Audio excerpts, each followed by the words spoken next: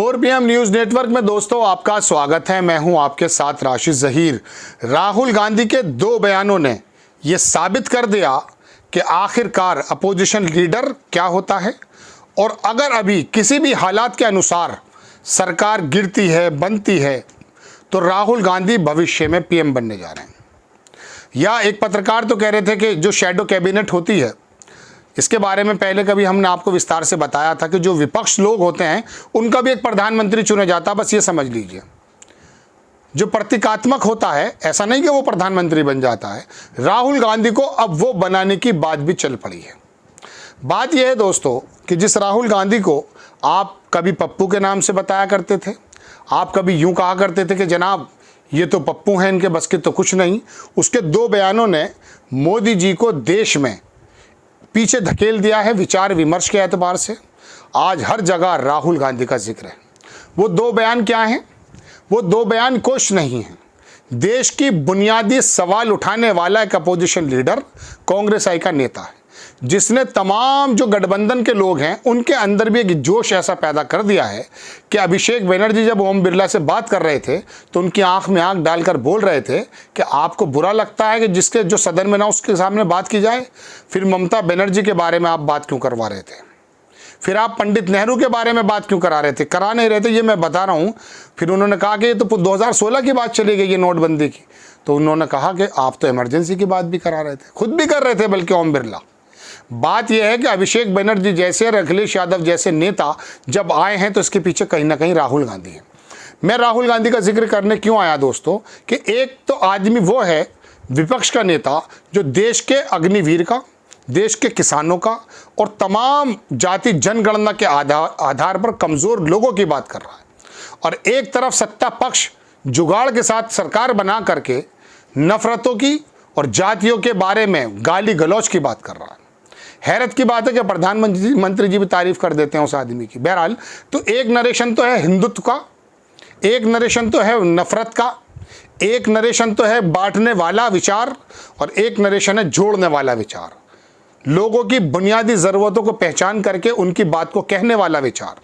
अग्निवीर के और किसान के बारे में अगर दो बात भी आप पकड़ें, मैं जाति जनगणना पर भी आऊँगा, तो राहुल गांधी के बारे में देखिए, इसमें तो कोई दो राय नहीं कि सरकार अभी नहीं गिर रही। आपके बारे में जो कोई भी लोग बताते रहें, लेकिन जल्दी से इसमें कोई दो राय, कोई खतरा नहीं है।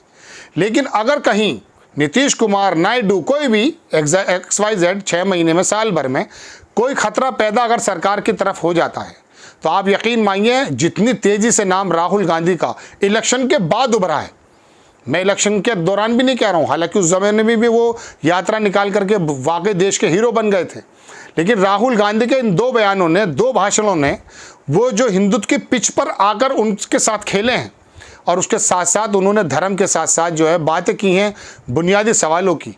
इन दो बयानों ने राहुल गांधी को यकीन मानिए इमेजिनरी एक प्रधानमंत्री बना दिया। मैं आपको सच बता रहा हूँ, पर्सनली मैं भी उनको इस रूप में नहीं देख पा रहा था। मुझे लगता ये था कि अभी और परिपक्व होने की ज़रूरत है, लेकिन जिस प्रकार से राहुल गांधी की स्वीकार्यता बढ़ती जा रही है, ये कोई हम उसके स्पोक्स पर्सन बन के बात नहीं कर रहे हैं। जो सोशल मीडिया पर उसके व्यूज़ आ रहे हैं, और मोदी जी को 3% का सिर्फ वोट मिल रहा है, 85% वोट कांग्रेस का राहुल गांधी बटोर कर ले जा रहे हैं। इस बात से पता चलता कि गोदी मीडिया के गोरिल्ले कितने भी बातें करते फिरें, कितना भी शोर मचाते फिरें, लेकिन राहुल गांधी की स्वीकार्यता को कम नहीं कर पा रहे हैं। कुदरती तौर पर राहुल गांधी हीरो बनते जा रहे हैं, कुदरती तौर पर। मैं ये नहीं कह रहा हूँ कि उन्होंने बहुत सारे काम कर दिए। दो भाषणों का जिक्र OBC में, SC में, दलितों में, मुसलमानों में, कमज़ोरों में, सब में गया, लेकिन किसानों के अंदर जो जिक्र है, राहुल गांधी को एक उम्मीद के आराम से देख रहे हैं।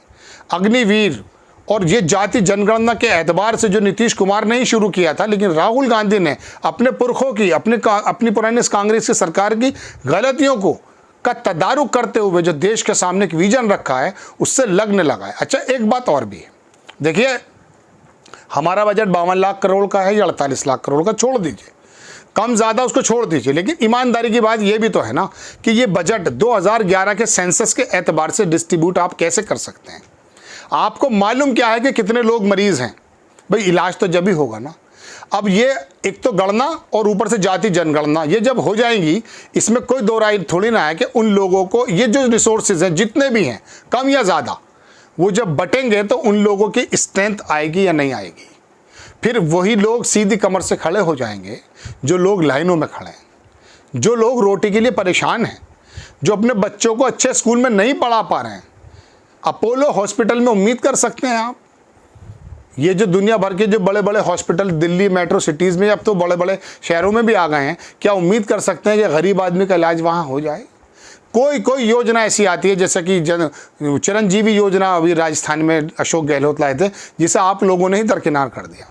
क्या आपको अच्छा नहीं लगता कि जहाँ पर टाटा बिरला का बच्चा जिस स्कूल में पढ़ता है, वहाँ पर एक गरीब का बच्चा भी पढ़ जाए? इसमें कोई दिक्कत होगी? भाई स्कूलों की संख्या कम है तो बढ़ जाएंगे, लेकिन प्राइवेट स्कूल तो है ना। आपने राइट टू एजुकेशन के माध्यम से भी तो कुछ कोटा रखा है ना, 2, 4, 10, 5 एडमिशन हर स्कूल में हो जाते हैं ना। वो 8वीं तक बिना पैसों के पढ़ जाता है, कुछ अच्छा उसको मिल जाता है। और जो सरकारी स्कूल हैं उनकी भी पोजीशन बन जाएगी जब सब एक से हो जाएंगे। कुछ केजरीवाल ने काम करके दिखाया, फ़ायदा हुआ ना, मोहल्ला क्लिनिक से फ़ायदा हुआ ना थोड़ा बहुत।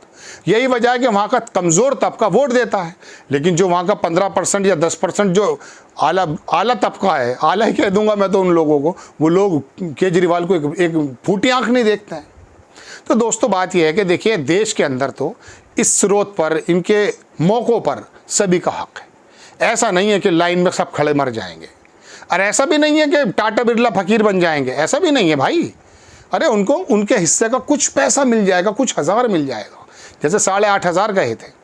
जब आपको याद होगा, शायद मेरे ख्याल से पैंडेमिक, जब ये पैंडेमिक आया था जब की बात है, या शायद नोटबंदी के बाद की बात है, हाँ 2019 के पहले की बात है, उसने कहा था राहुल गांधी ने कि मार्केट के अंदर बूम लाने का तरीका ये है कि 72,000 रुपये सालाना, शायद 6,000 रुपये पर मंथ, हर एक कमज़ोर को अगर मिल जाएंगे तो वो अपनी ज़रूरतों का सामान लेने लोकल मार्केट में जाएगा, वॉलमार्ट में नहीं जाएगा, सुपर मार्केट में नहीं जाएगा। वहाँ पर वहाँ का जो MSME है ना, छोटे छोटे कारखाने, उनसे जब वो ख़रीदारी करेगा तो वहाँ डिमांड बढ़ जाएगी, वो कारखाने का मुंह खुल जाएगा। वहाँ लोग भी, मजदूर भी काम करते हैं, छोटे छोटे कारखाने थे।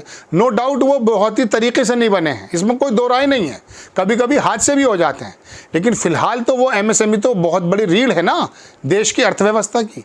वहाँ डिमांड बढ़ती, वहाँ पे माल बनता, कुछ मजदूरों को वहाँ भी काम मिलता, तो इस तरह से वहाँ पर जो है ना वो पैसा आकर जो है मार्केट में घूम जाता, तो अर्थव्यवस्था मजबूत हो जाती।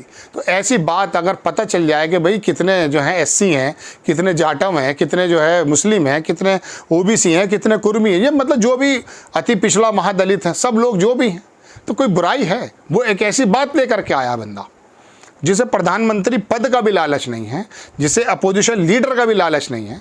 वो आदमी ज़मीन पर है, वो चाहे तो अपने आराम से ज़िंदगी गुजार सकता है दोस्तों, लेकिन उसके 2 भाषणों ने उसको प्रधानमंत्री आज का बना दिया है, मान लीजिएगा। आपको खबर कैसी लगी अपनी राय कमेंट्स बॉक्स में ज़रूर दीजिए। चैनल को सब्सक्राइब कीजिए, शेयर कीजिए। नेक्स्ट टाइम में किसी खबर के साथ हाजिर हो जाता हूँ। जय हिंद।